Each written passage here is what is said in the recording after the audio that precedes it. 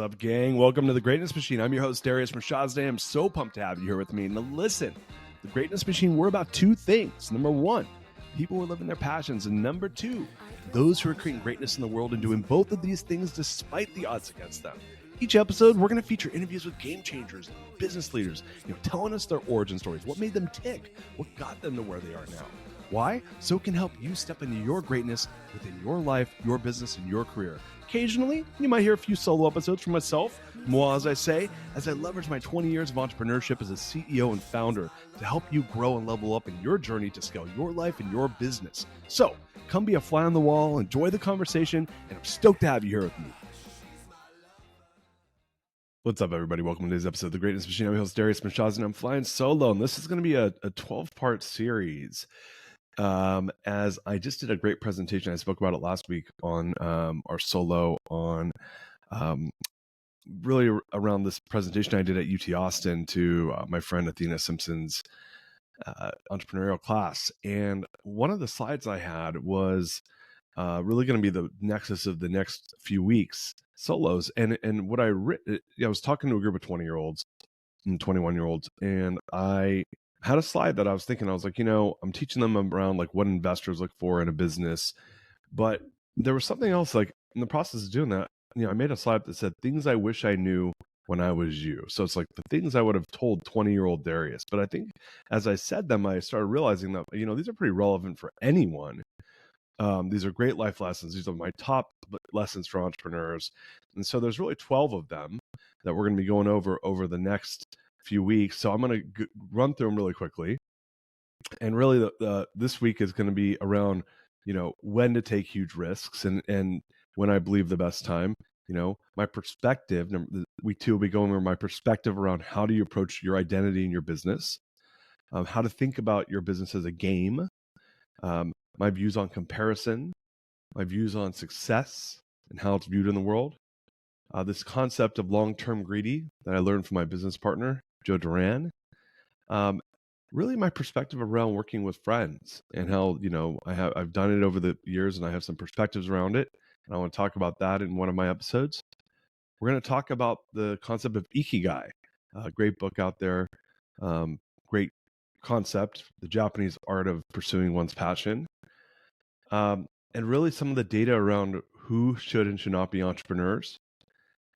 This concept of practicing at the top of your license. We're going to talk about what does that mean. Again, another of my buddy Joe. I got to interview Joe now that I'm thinking about it. So I'm going to bring Joe on the show because maybe we'll talk. Maybe that'll make that. I'm going to pull that out. That will not be a solo. That'll be an episode that he and I talk about. So I'm going to bring him on. I'll schedule him for us to do a show. This idea around blinking and why it's important, proximity, and viewing your business as an asset. So we're going to spend the next 11 or so weeks, maybe I'll squeeze 12 weeks out of it, to talk about these concepts. And again, this is from UT Austin, the School of Business, when I taught these 20 and 21-year-olds, like, what are the things I wish I knew when I was them? So let's talk about the first concept, which is taking risks. Because, and again, if this is not you, if you don't fit this avatar, this might be something you want to teach to. If you're an entrepreneur and you have kids, this might be something you want to teach them. So, I believe that there's different phases as an entrepreneur where certain levels of risk taking makes more sense. And if you're in your 20s, I think you should be taking asymmetric risk. So what is asymmetric risk? Asymmetric risk is where it's kind of like betting moonshots, right? Taking the highest risk you can take, whether that's going into traveling to far off lands, whether that is starting a high growth business where the chance of failure is at its highest, but the highest reward is that if you reach success, you get these outsized returns for the risk you took. Whether that's, attempting to do something really hard, like physically trying to climb a mountain. That would be, like, let's say you want to climb Everest, in your 20s is a great opportunity to do that. Obviously it's dangerous, but there's an asymmetric return because the life lessons you're going to learn are going to carry you for many, many more years. So I do have this belief that taking additional risk in your 20s is the time to do it. And the biggest reason for it, and there's a great book by Bill Perkins, which is Die with Zero, that I read last year, which really talks about like these different phases of life that we are just, physically you can't do certain things as you get older, number one. But I also think that it gets more difficult as life compounds and adds responsibilities on your plate. And you hear all these stories of people, let's say in their 40s or 30s, that they'll go and they'll take their kids and go travel around the world, and that's a dream I've always had that I've actually failed at. And it was something when I was in my 20s where I didn't take the time to go travel that much because I wanted to start businesses. Or when I was in my 20s, I rushed through college because I wanted to start my first business. And even though I'm someone now that's in my mid 40s that, arguably has done well, I will tell you that I can't go get that time back. I can't go be in my 20s again to go and change what I did, as far as how I spent that time. For me, the biggest thing that I cared about was making money.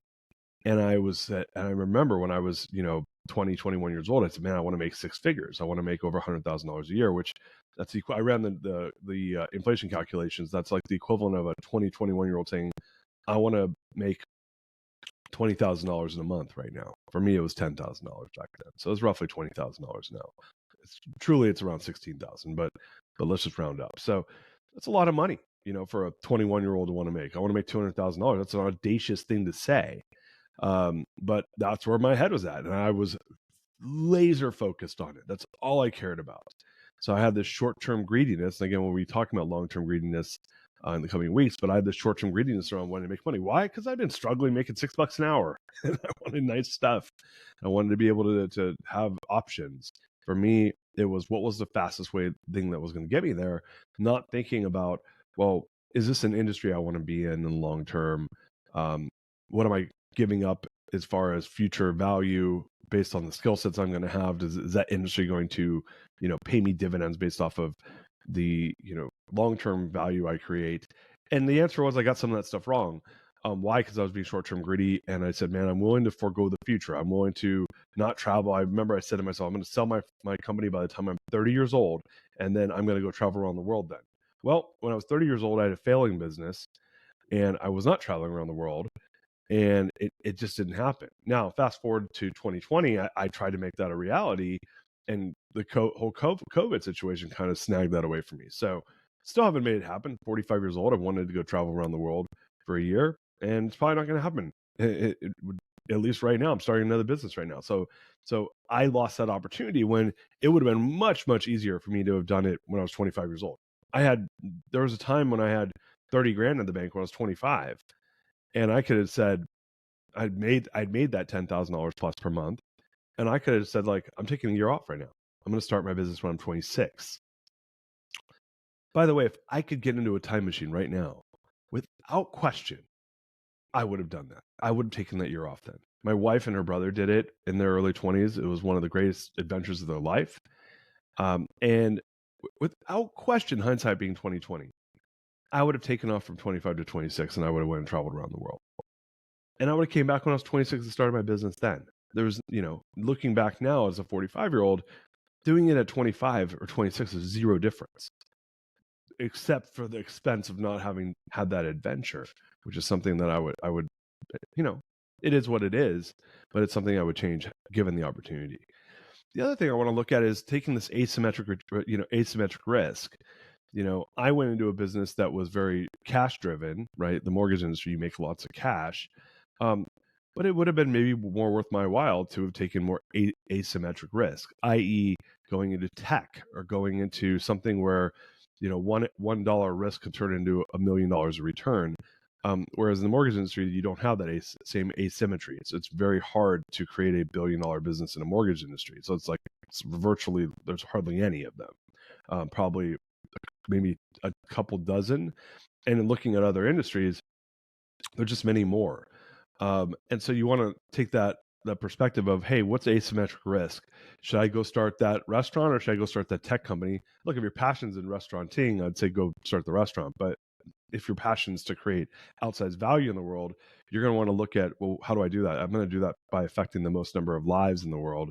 And tech, if you're good at that, offers that opportunity. There's other industries and other ways of doing it. Most importantly, you have to have a real strong desire to be in the business you're in. I will again use myself as an example. I didn't really care about the industry. It wasn't something I was passionate about necessarily. I was just passionate about making money. So I took, again, a short-term greedy approach and said, okay, well, what's the fastest way for me to do that? And looking back now, and I do have a firm belief that you pick any industry and I'll show you people that will, be less interested in it. You eat the most amazing meal in the world, and over time, once you're eating that amazing meal day in and day out, you'll take it for granted. Um, there's this quote that it's a little crass. I'm going to say this: say, you show me the hottest person in the world, I'll show you someone that's tired of sleeping with that person. And so I do believe that there's a correlation there with industry, where once you're in an industry and you get to know it, and then that becomes your normal norm, it's very different than when you first get into it. So I'll use the example of, let's say, the entertainment industry. There's a laundry list of people that get out of that industry because it's a tough industry. It has lots of negativities to it. I'll use my example. My sister, who's in the fashion industry, still in the fashion industry, 10, 15 years into it, she has very different perspective than when she was in fashion school at Parsons and wanted to get into the industry. So the reality is we can take every industry for granted. Eventually you will. If there's a deeper reason why you're working in that industry, then great. If not, then we want to start thinking about, hey, like where can I take asymmetric risk? Because there's never going to be a time in your life, by the way, when you're young, then when you're going to want to sleep on a couch, eat, not eat great food, have less responsibility than then. And that allows for you the opportunity. You may have less resources, but you have more of the opportunity of taking time risk. As you get older, now, if you're listening to this and you're older and you're like, well, Darius, I'm in my 40s, what am I supposed to do? My answer is recalibrate. What risk can you take today? And so I know lots of people that want to become entrepreneurs, and they say, well, I can't do that. I have responsibilities. I have kids. I have a mortgage. I have bills. And my answer is like, can you take 1 hour risk per week? Right. So again, taking that bite-sized risk. Are you even taking 1 hour of risk per week? Well, what would that look like? We'll give you an example. Are you sitting there and just coming up with a list of ideas? Have you actually done that work? Are you saying, oh, I'm too old to do that now? My answer to you is, if you're not taking even 1 hour of risk per week, then you're basically lying to yourself, because the reality is we all have 1 hour to waste per week. And if you say that you don't, then I'm going to, again, push back on you and say, yeah, maybe not every week you don't, but you you have had 1 hour this year to risk. If you're living in a modern world, modern country, where you're safe and you have food and on your food on your plate and a roof over your head, then you have an hour to dream about your dreams. And once you come up with that list of dreams, then you could spend 1 hour a week working on one of those dreams or all of those dreams. It doesn't matter.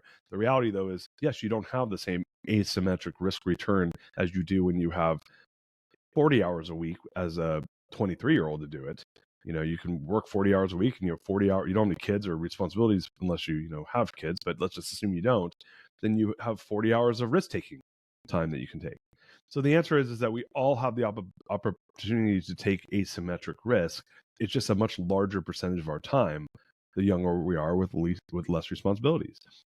So you want to take advantage of that, because that's an asset that you have that can pay massive returns. And so the reason I say all this is because if you fail fast, but let's say if you fail, you haven't given up much of anything except time, which you have an abundance of at that point in your life.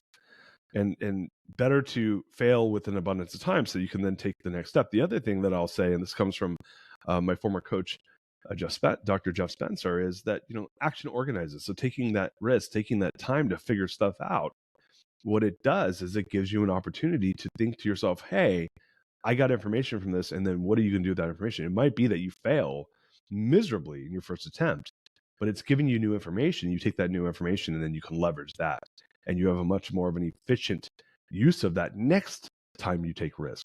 So at 23, you take risk, you fail, you got new information. At 25, you take that new information and you succeed. Or maybe you fail again, but you have a new bit of information.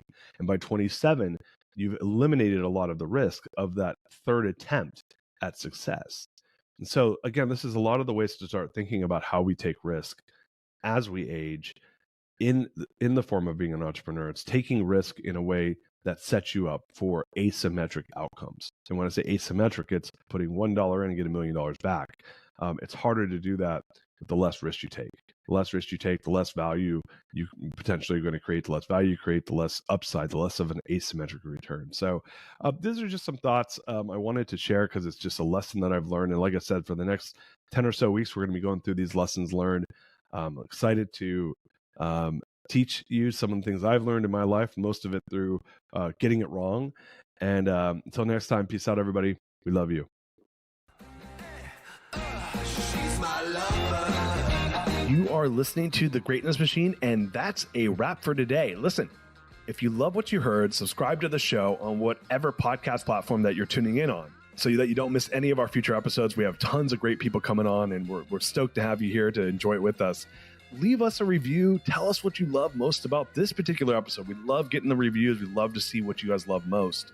And if this particular episode, made you think of someone who's leveling up in their business and in their life, print screen, share it with them. Leaders are the best givers. And after all, we're all here to support and grow with each other. And in case you want to see some of the fun behind the scenes shots or some of the things that we're doing, I'm actually writing about this in my weekly newsletter. Go to www.therealdarius.com and subscribe to my newsletter. We're talking about fun things like business and life and mindfulness and cryptocurrencies and gosh, I don't even know, everything and anything, but it's tons of fun stuff I write about. I try to get it out on a weekly basis. You can subscribe at www.therealdarius.com. And with that said, look, thank you guys so much. I appreciate you. I love you. Peace. We're out of here. See you guys on the next one.